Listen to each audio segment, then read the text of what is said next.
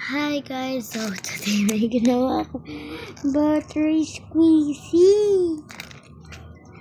So ang ginamit ko lang is color pen, tapos anong tawag na ito? Hindi na kayo kailangan gumamit ng gunting. Kailangan lang scotch tape, papel at saka color pen. At ito yung color pen na ginagamit ko.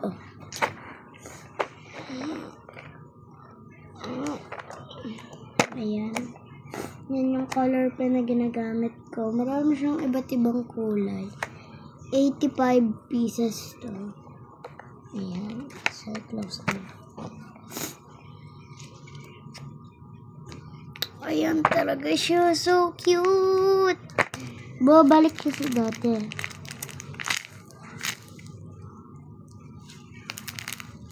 Igaganyan nyo lang siya. Tapos nabalik na.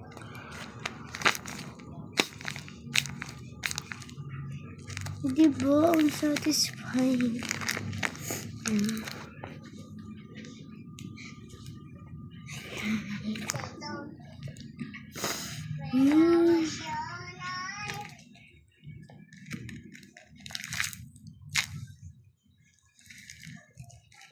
Ayan. So, ang satisfying siya. Kung ma-relate ko to, dahil gawa ko to, 9 up to 10. Up to 10.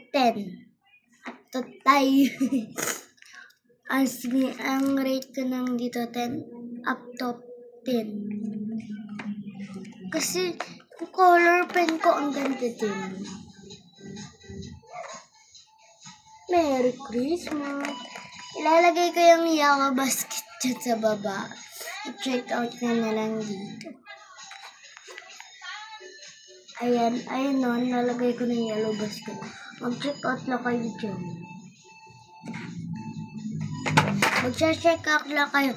Ipipindot nyo lang to, tapos makikita nyo na yung color pen.